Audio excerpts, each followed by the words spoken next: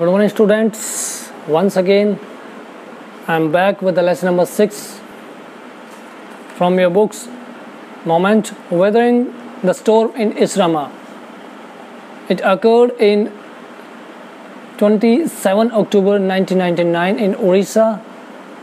It was so dangerous that many of the people died, many of the houses, thousands of houses washed away, and in this at the time of devastation, destruction, a young kid Prashant leads the people the time of need during the period of destructions. And when he was looking for his family, he hoped that they would have perhaps not survived. So let's see whether they are able to survive themselves or not. Among the first people he saw in the crowd was his maternal grandmother. When he went to the Red Cross shelter camp, the first person he met was his maternal grandmother. उसकी नानी थी, weak with hunger, भूख से बेचारी कमजोर. She rushed to him, देखकर दौड़ी. Her hands outstretched, उसने अपने आगे हाथ ऐसे फैलाए. Her eyes brimming, आँखों में आंसू भरी हुई आँखें. It was miracle, बिल्कुल एक आश्चर्यचकित भगवान का जो एक वरदान होता है, मिरेकल, अद्भुत घटना लगे उनको. They had long given him up for dead. उन्होंने तो बहुत लंबे समय पहले ही सोच लिया था कि बच्चा मर चुका होगा. Quickly word spread and his extended family gathered around him. शीघ्र ये न्यूज़ पहुंच गई सभी में कि वो प्रशांत इज सेफ. सारा उसको जो संयुक्त परिवार था इकट्ठा हुआ. And hugged him tight in relief, और राहत में उन्होंने उसको अपने गले लगाया, आलिंगन किया. प्रशांत एंक्सियसली स्कैन्ड द मोर्टली बैटर्ड ग्रुप. प्रशांत ने देखा, स्कैन किया, उसका जांच की, एग्जामिन किया क्लोजली कि जो मोर्टली भिन्न भिन्न लोग हैं उसके फैमिली में, बैटर्ड ग्रुप, बेचारे जो हार्ट हुए हैं, डिस्ट्रॉयड हुए हैं, उनका उन्होंने ऑब्जर्व किया ध्यान से. His mother, his brother, his sister, उसका भाई, उसके बहन, हिज अंकल, आंट्स, ये सभी, they all same to be there, वो सभी वहाँ पे थे. दे ऑल वर सफर्ड, पीड़ित थे सारे. बाय द नेक्स्ट मॉर्निंग, अगली सुबह तक, as it took in the desperate situation in the shelter, उसने शेल्टर में जो डिस्परेट, जो लोगों की काफ़ी हताहत मनोस्थिति का उसने आकलन किया. He decided to get grip over himself, उसने स्वयं को पहले तो मजबूत बनाया. He sensed the deathly grief settling upon 2500 strong crowd in the shelter. He sensed, उसने महसूस किया क्या चीज़, डेथली ग्रिफ सेटलिंग अपॉन, दुख की जो पीड़ा थी, मौत की पीड़ा उनके जो दिमाग में घुसी हुई थी. जो 2500 लोग थे, स्ट्रॉन्ग क्राउड, वहाँ पे भीड़ थी जो उनकी, जो शेल्टर में थे, जो शरणार्थी थे, उनके चेहरे पे उसने मौत का दुख देखा. 86 lives were lost in the village. 86 लोग वहाँ पे मरे उसके गांव में. All the 96 houses had been washed away. 96 house जो थे वॉश अवे हो गए थे. It was their 4th day at the shelter, और शरणार्थी शिविर में उनका 4th day, चौथा दिन. So far they had survived on green coconut, और अब तक 4 दिन तक सिवाय कोकोनट के उनके पास खाने का कुछ नहीं था. But there were too few to go around such a tumult of people. लेकिन ऐसे अशांत भूखे लोगों के लिए ये जो खाना था बहुत ही कम था, बहुत ही inadequate था, insufficient था.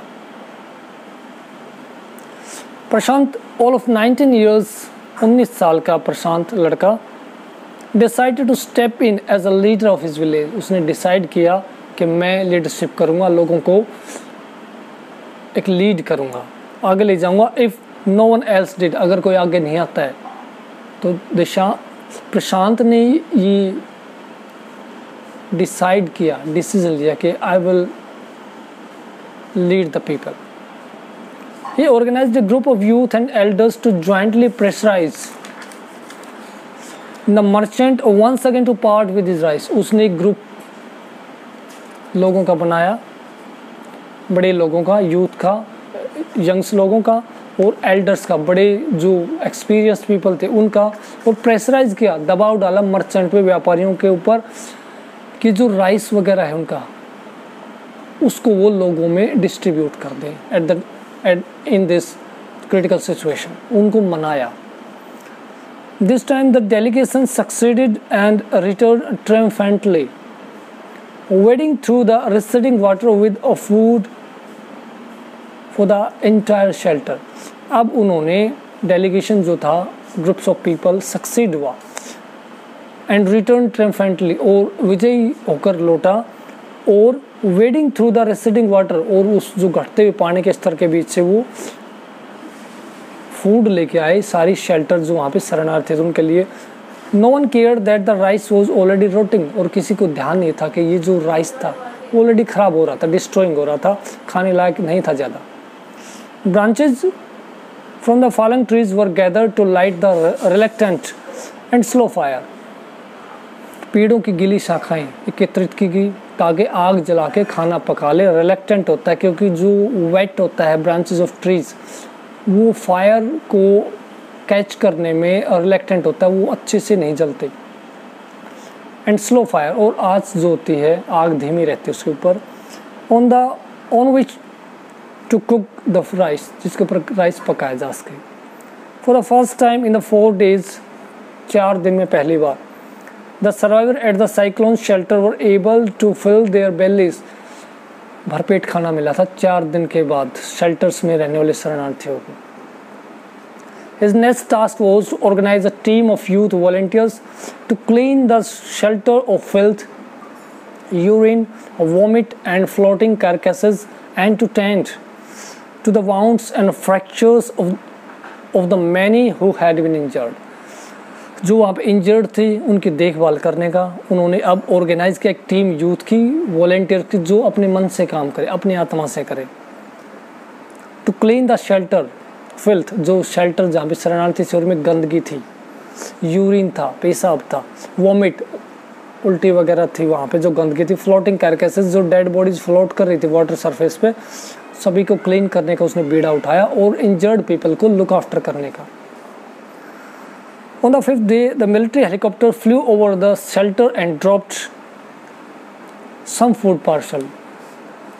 और 5वें दिन मिलिट्री के हेलीकॉप्टर वहाँ से गुजरे और कुछ खाने पीने की जो एयर ड्रॉपिंग की ऊपर से डाला।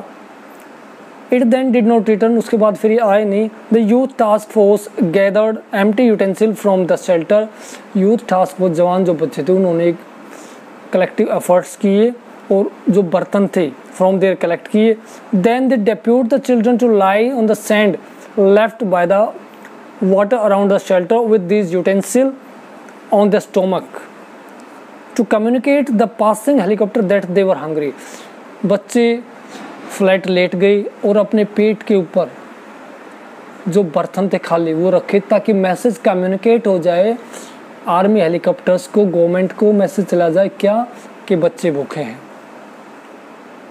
The message got through, message pass हो गया। After that the helicopter made regular round of shelter, air dropping food and other basic needs. उसके बाद हेलीकॉप्टर जो ज़रूरत का सामान था, बेसिक नेसेसिटीज थी of the people in the shelter houses, the camps जो फंसे हुए थे due to disaster, natural calamities, flood में, उनके लिए वो बेसिक नीड फुलफिल करने के लिए एयर ड्रॉपिंग किया। हवा हेलीकॉप्टर्स वगैरह से उन्होंने खाना वाना डाला। Prashant found that large number of childrens had been orphaned. उसने नोटिस किया कि बड़े सारे बच्चे अनाथ हो गए हैं। He brought them together and put up A polythene seat shelter from them. उसने पॉलीथीन की सीट से कैंप वगैरह लगाए वहाँ पे ताकि एयर वगैरह जो वाटर वगैरह है वो भीगे न, बच्चे सेफ रहें। Women were mobilise to look after them, और महिलाओं को डेप्यूट किया गया कि उन बच्चों का लुक आफ्टर के देखभाल की। करे। while the man secured food and material for the shelter, फिर बड़े जो बच्चे थे या जवान लोग थे उनको ड्यूटी दी कि फूड सिक्योरिटी का ध्यान रखे, फूड उनके लिए अवेल करवाए और बाकी जो मटेरियल्स था।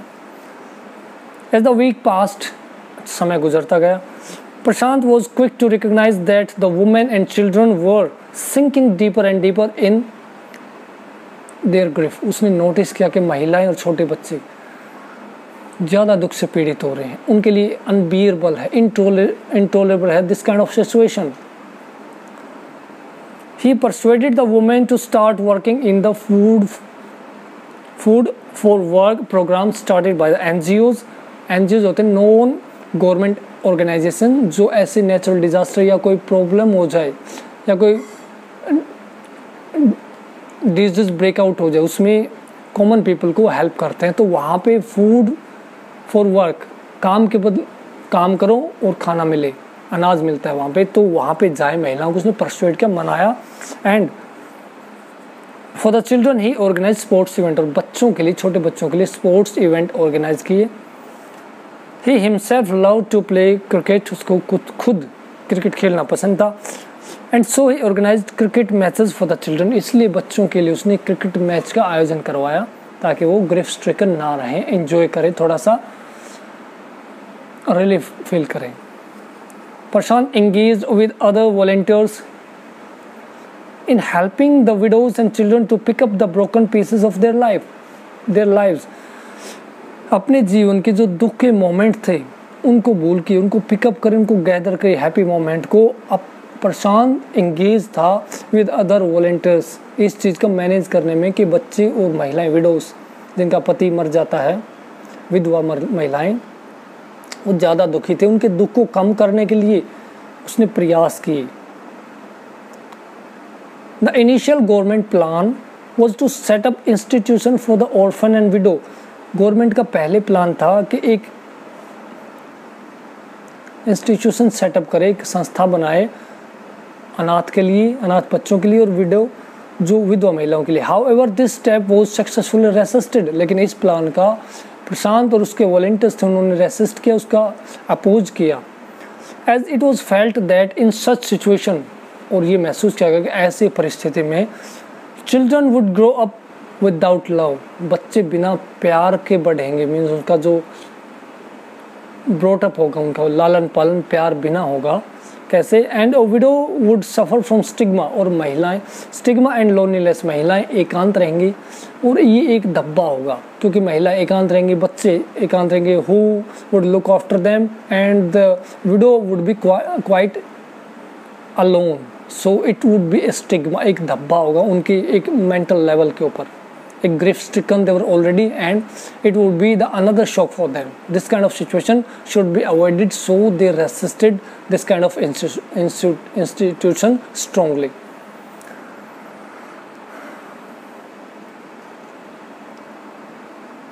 Prashant's group believed orphans should be resettled in their own community itself. उसने ये महसूस किया कि अपनी कम्युनिटी, अपने समुदाय के लोगों में इनको रिसेटल्ड, पुनर्वास किया जाए बच्चों का और महिलाओं का, possibly in new foster families made up of childless widows and children without adults. जिन बच्चों के माँ बाप किसी कारण से अनफॉर्चुनेटली डेथ हो गई वो ऑर्फन हो गई, और वो महिलाएं जिनका फैमिली डिजास्टर का विक्टिम हो गई, उनको मिला दिया जाए ताकि बच्चों को अपनी मदर का एक इमेज दिखे और मदर को अपने बच्चों का, ताकि उनका फोस्टर अप अच्छे से हो जाए, ब्रॉटअप काफ़ी एमिकेबली हो जाए और काफ़ी हैप्पीली हो जाए, उनका जो लालन पालन काफ़ी एक ऑर्गेनाइज तरीके से हो जाए। It is 6 months after the devastation of the super cyclone. अब सुपर साइक्लोन के 6 महीने हो गए थे, उसके बाद this time Prashant's wounded spirit has healed simply because he had no time to bother about his own pain। अब वो काफ़ी हद तक, जो प्रशांत था, यंग लड़का था, वो काफ़ी हद तक हील्ड अप हो गया था, ठीक हो गया था, मेंटली ठीक था, उसका जो ग्रिफ था उसने ओवरकम कर लिया था क्यों? Because he had no time to his pain. He was too busy to think about his pain. His handsome, youthful face, उसका जो सुंदर चेहरा और youthful जवान चेहरा, is what the widow and orphan children of his village seek out most in their darkness hour of grief. जो उनका दुख का समय था, छोटे बच्चों का, ऑर्फन का और विधवा महिलाओं का, वो उस प्रशांत का जो यंग और हैंडसम चेहरा, जो हेल्पफुल था, उसका चेहरा देखने के लिए वो लालायित रहते थे। सबसे ज़्यादा वो उसको ढूंढते थे, उसको पसंद करते थे, because he was the top leadership in the grief stricken time when they had nothing to help, and he organized a group of volunteers. He helped the needy peoples. And students, this is the end of this lesson. So this is the clear message that whenever such situation created, natural calamities, natural disaster ho, in that situation we should work in a united form to help the needy people, especially little children and widows and orphan children who have lost their kith and kin. And we should wisely take decision, and we have power to lead. We should lead the people and organize such a group of people like Prashant, a very intelligent young kid, to remove the grief of people if such situation created. So clear message, help the people when they are in need.